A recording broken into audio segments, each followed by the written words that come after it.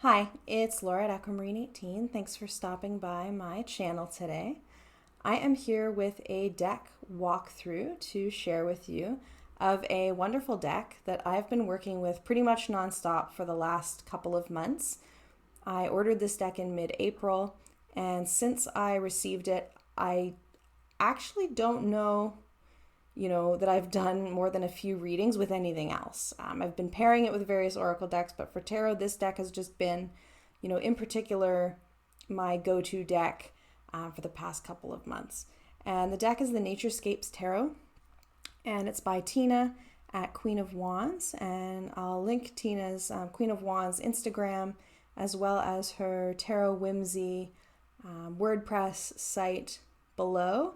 And of course, the Make Playing Cards store where you can find this deck along with Tina's other deck, Tarot of Architectural Objects, which I don't have, that actually I think just came out after I'd ordered this deck. So there are two decks there right now. So I thought what I would do is walk you through the Naturescapes Tarot. Of course, since this deck is on Make Playing Cards, you can go there and look at all of the images yourself if you like, but I'll walk through them and just share some of my thoughts.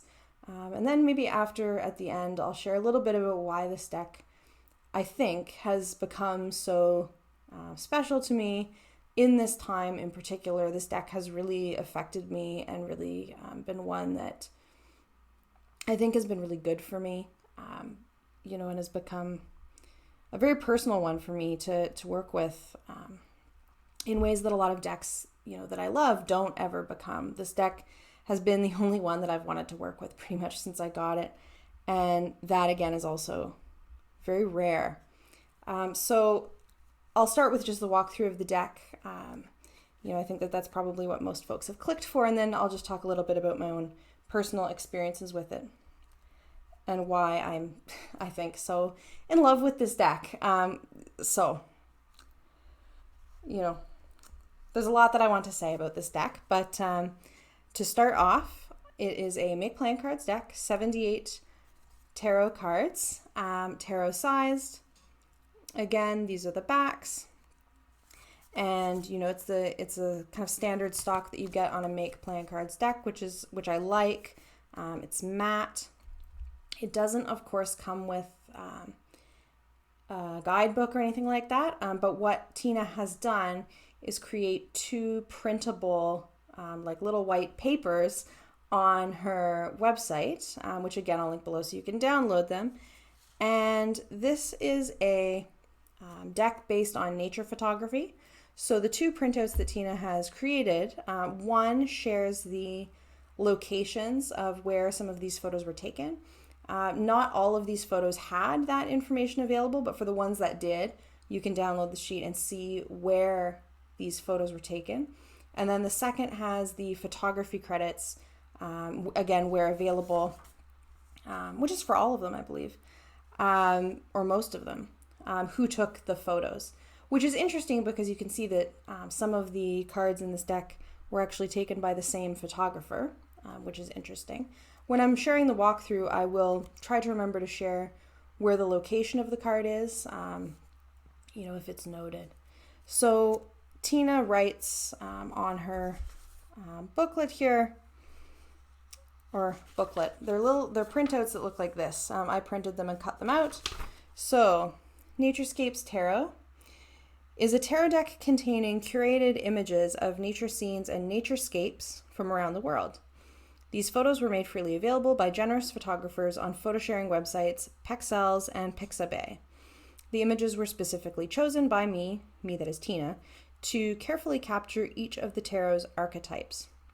The deck is meant to be read intuitively, but does follow the Smith-Waite tradition. So we'll see in the walkthrough that there are elements of these nature photographs that have been chosen for each card that do evoke some of the familiar Smith-Waite imagery. And so Tina notes here that only about half of the locations were specified, but they are noted here. Only about half, she writes, of locations are known. The photos were all chosen based on feeling or imagery without consideration of the location. but I know that many of us are curious to know and learn more about beautiful places. And Tina writes, I find this deck to be deeply intuitive, lush, and calming, and I hope you enjoy using this deck in your practice as much as I do. And I have, very much so. I will also just mention I bought myself a beautiful bag on Etsy to keep my Naturescapes Tarot deck in. This is from the Etsy shop Crafted by Calamity, which I'll also link below, and it's a tarot wrap, and it has a leaf on the end there, and it has a leaf print inside, which I thought was just perfect to go with the backs of these cards. So, without further ado, again, this is a nature photography based deck, and it's one of a few decks that I have in what I would call kind of a landscape genre of deck, and I work with them in similar ways. And maybe if people are interested, I'll make a video about how I work with landscape based decks, both tarot and oracle. But for now, I just want to focus on the Naturescapes Tarot, which, you know, I've never been so close, I don't think, to calling a deck a soul deck as the way that I have felt about this deck in the last couple of months. So, you know, I'm really excited to show off this deck and talk about how much I love it. So, without further ado, the Fool. And of course, we get here the familiar imagery of the cliff overlooking the water, a great leap into something new.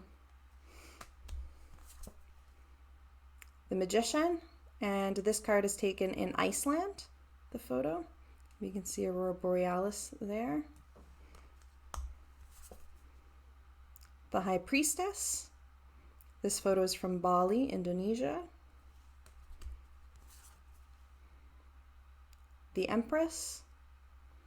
This photo is taken in Vietnam. Very lush and green indeed. The Emperor. Very, you know, invoking of structure to me, and of, you know, looking out and seeing the realm that the Emperor rules over from the top of this peak. I'm going to have to try not to say so much about every single card, or we will be here all day. I could talk about this deck all day, but I know that, you know, videos over a certain length are a little bit too much. So, the Hierophant, wise old tree there. The Lovers.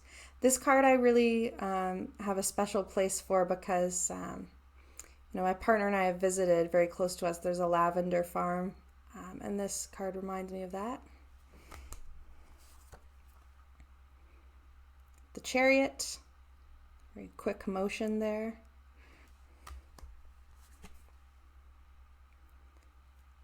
Strength, and this is Machu Picchu in Peru. And something worth noting here about the cards is that because the majors are not numbered, whether you prefer strength to be 8 or 11, you could order them however you prefer. Since this deck is reminiscent of Smith-Waite, I've chosen to show it at number 8. The Hermit. Get the sense of the light illuminating the darkness there, like the lantern.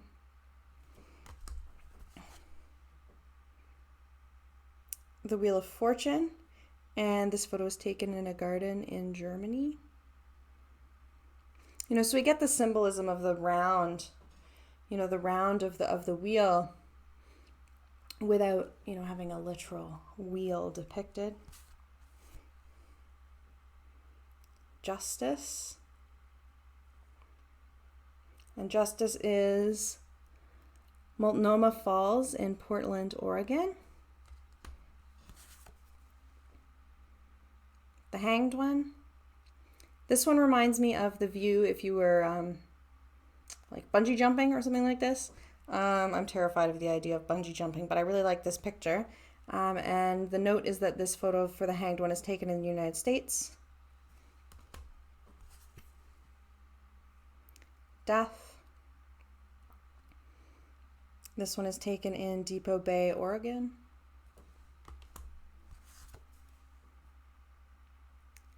Temperance. You get the sense of the mixing of liquids there. You know, the alchemy of temperance. The Devil, quite imposing. The Tower, how perfect is that for the Tower? And this is taken in Uruguay. That moment of everything, that getting struck down in the Tower is perfect here, I think. Also in Uruguay is the Star card. Beautiful. They're all beautiful. I'm obsessed with this deck. The Moon. It's a beautiful Moon card. I'll try not to say beautiful about every card either. I'm trying hard. I'm trying. It's hard to resist. The Sun. So hopeful.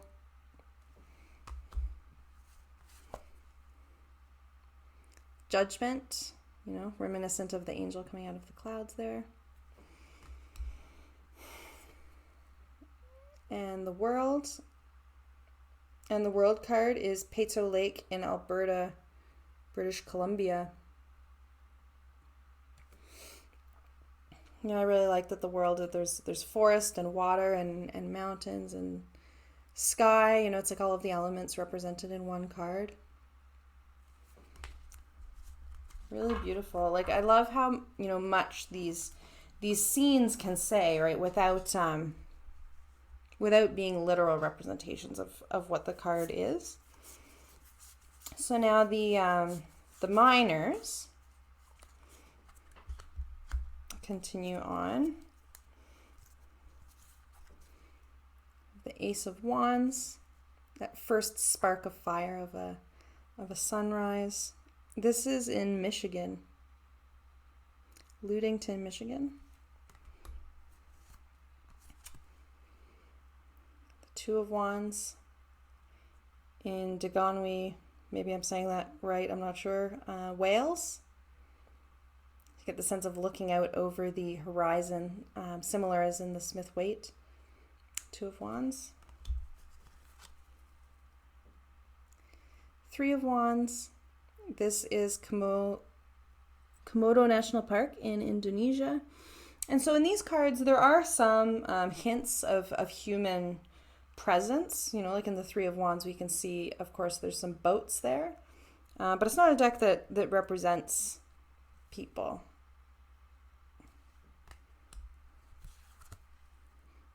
The Four of Wands, beautiful blossoms. The Five of Wands, and this is a photo taken in Sweden. You get the sense of that conflict of the fives and things that, feel solid in the four getting disrupted in the five. Six of Wands, which is taken in Vienna, Austria.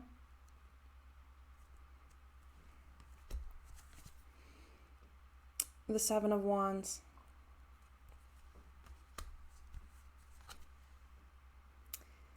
The Eight of Wands.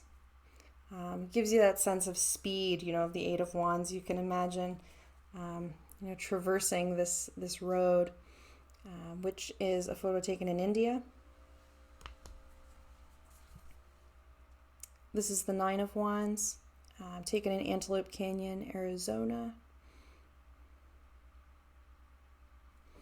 There's a sense of, being cornered in this Nine of Wands, isn't there?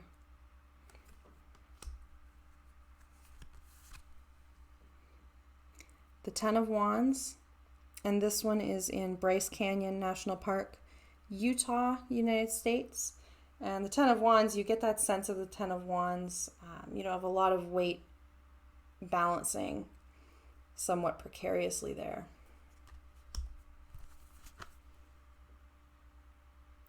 Page of Wands, the Knight of Wands, the Queen of Wands, and the King. So you can see here, you know, it's not really prominent when you shuffle the deck, but you can see, you know, in terms of the Wands card, a bit of color kind of story going through the cards in terms of the pinks and oranges, you know, of a fire suit, which is nice.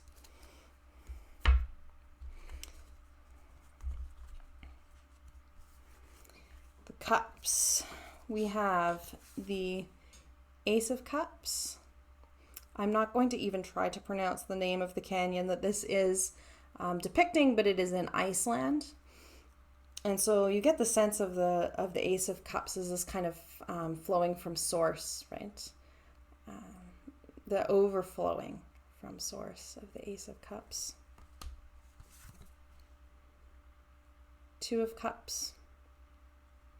There's a kind of symmetry to it.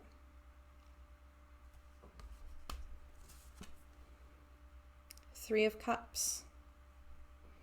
Wouldn't that be a beautiful place to be? This is a picture in Thailand. The Four of Cups. Get that sense of not moving, right? This rock kind of outcrop being, you know, hit by water from all sides and presented with water, but it's not budging there. The Five of Cups. I drew this card the other day. This is Mount Saint-Michel in France. That sense of, you know, walking away to something better of the Five.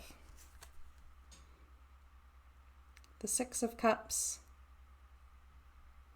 This is in Glade Creek Grist Mill in Babcock State Park. And that's in West Virginia. Sorry, the Six of Cups.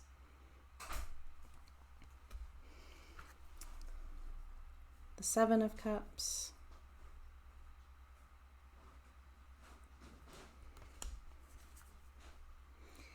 The Eight of Cups, which again, I'm not going to attempt to pronounce, but the Eight of Cups is a canyon in Iceland.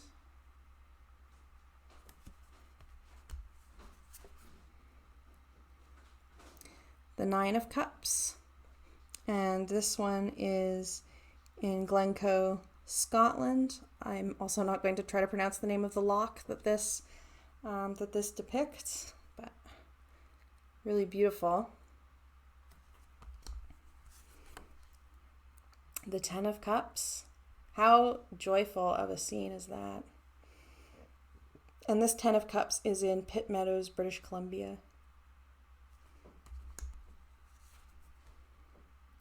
Page of Cups. Not sure where this photo was taken, but this actually looks a lot like a lot of places that I spend a lot of time. This Page of Cups looks like, you know, the kinds of lakes that I spend a lot of my time on. Knight of Cups.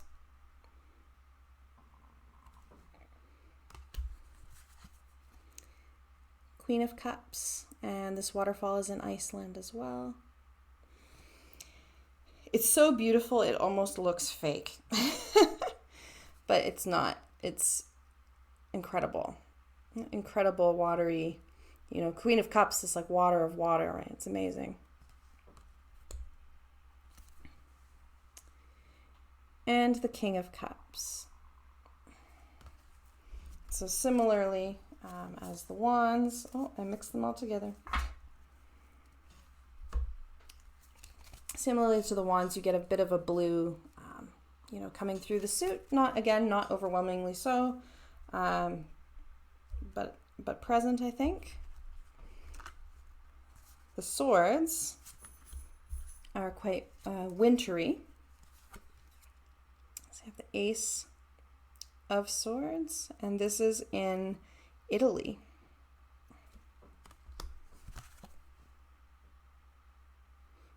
The Two of Swords. It creates that idea of choice here. You know, there's two trees at least very much in the foreground there. The The Three of Cups feels really desolate to me. Sorry, swords. I keep saying cups. I mean swords. Those are the swords. Ace, 2, and 3. Four of Swords.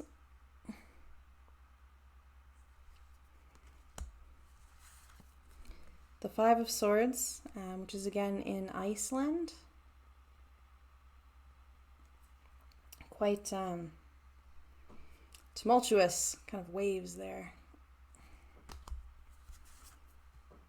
Six of Swords.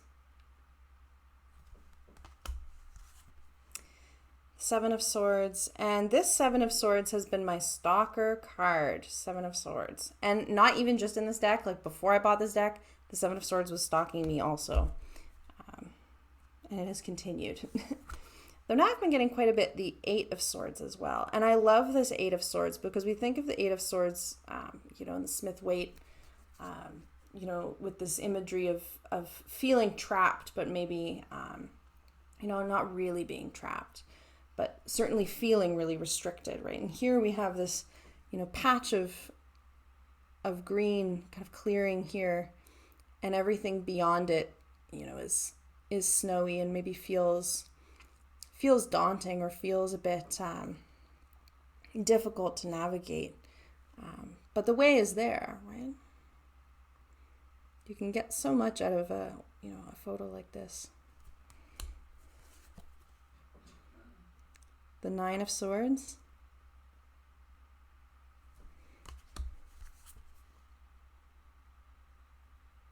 And the Ten of Swords.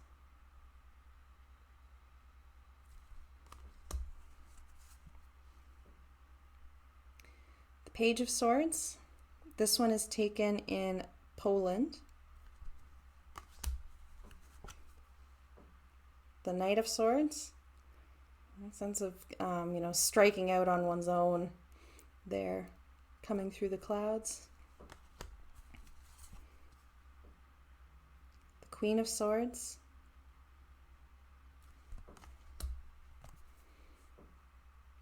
And the King. So there's the sword suit again. You know, it's a wintry suit. There's a lot of whites coming through this suit. And last, but certainly not least, are the Pentacles. The Ace of Pentacles. This one I have, you know, any card like this I have a little bit of an extra association with, because actually mushrooms I'm very, very allergic to. But I'm not allergic to the Ace of Pentacles as a card. But it does, you know, evoke this kind of essence of the earth suit, right? What better than a mushroom on the forest floor?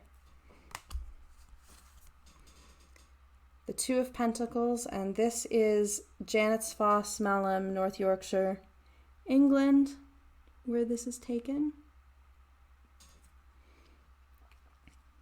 And you can see the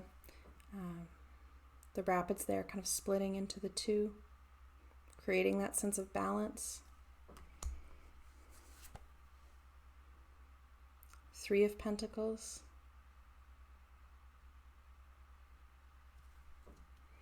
Oh, and this Three of Pentacles is Muir Woods National Monument in California. Four of Pentacles. This is taken in Belgium. It's interesting. It looks almost like these trees are either against a fence or maybe indoors, right? Like lending that kind of structure of the four to the earth suit. Five of Pentacles.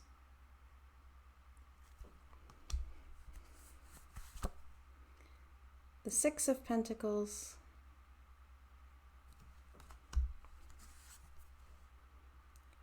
The Seven of Pentacles. You really get a little bit of the nod to the Smith-Waite in some of these cards, and I think that this is one, you know, the Seven of Pentacles, about kind of assessing growth so far, assessing the work so far, and, you know, thinking about what to do next, looking at that growth that's happened.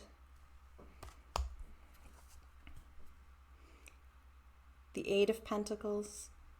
You get that sense of work that's in the Eight of Pentacles, and this is a photo taken in Thailand.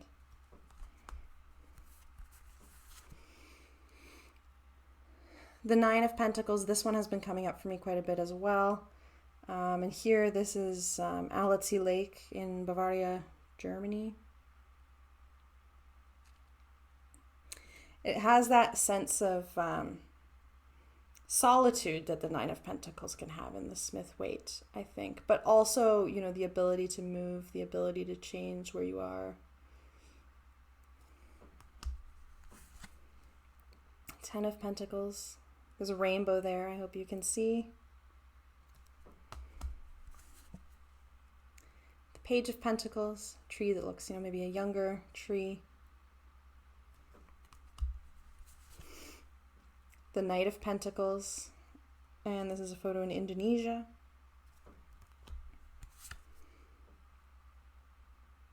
The Queen of Pentacles, and this is the Mayon volcano in Philippines. And the King of Pentacles, which is in Turin, Italy. And so again, like the other suits, the Pentacles, there's a lot of greens, you know, which is a color that I would associate with the Pentacles for sure, as the Earth suit. So that is the Naturescapes Tarot by Tina at the Queen of Wands and Tarot Whimsy, her website. And this deck, you know, I kept seeing this deck on Instagram, and I follow Tina on Instagram and a couple of other folks who also have this deck. And, you know, I'm on a depth here, and I'm, you know, on the low buy of the decks, but every time a card from this deck came up, it would grab my attention so strongly. You know, I would just go right to it, like, what is this deck, and how can I have this deck too? And so, you know, after probably seeing half the cards in the deck by way of other people's Instagrams, and every single time just what is, you know, whose photo is this? No, it would often be Tina's you know, photos of her deck, or one or two other folks who have it. And I was just like, every time I see this deck, like, this deck is telling me something, you know, I need to work with this deck. And I had mentioned that I'd ordered this in mid-April. So in terms of the, you know, the world situation right now and the pandemic that's happening, the last day that I was able to go to work was March 11th. So this deck was one that I ordered just about a month in to being, you know, self-isolating pretty strictly. You know, we've been very fortunate where I am in terms of numbers being low in that, but with health considerations in my household, we've been really, like, self-isolating and really staying in.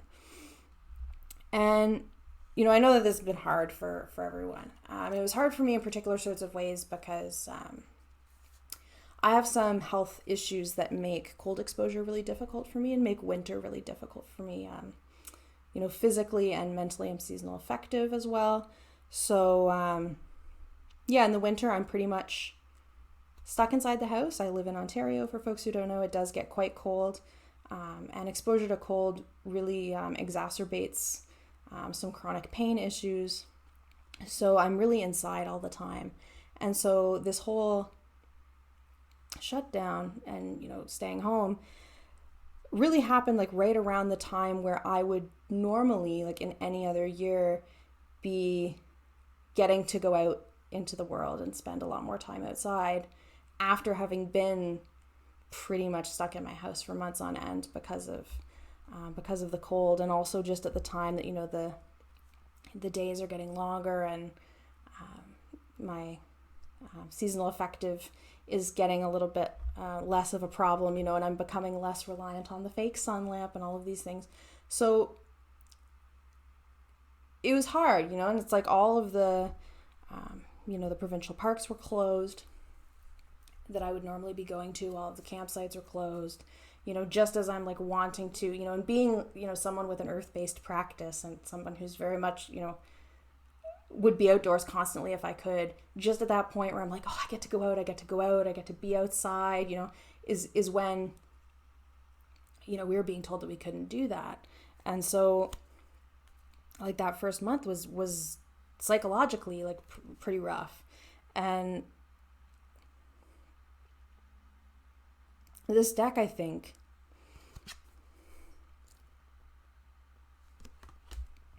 is just so expansive,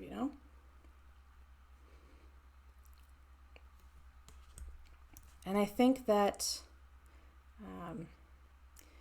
being able to put myself in these images really helped. Getting a little bit emotional in ways that I didn't think I would. No, but having imagery like this to be able to kind of put myself into and think about being in. And they're borderless, they feel boundless, so open. Really was helpful to me when I was feeling really stuck and really confined and really just wanting so badly to be outside and not being able to be outside very much. And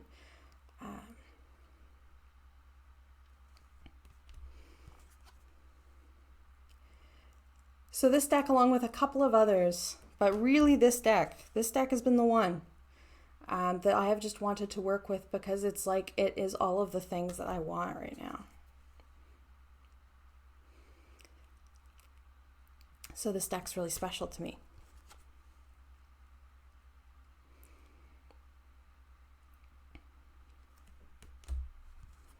And it's unlike a lot of decks in my collection. Most of the decks in my collection, I'm quite into, a lot of contemporary decks. I do love a lot of decks that have people in them.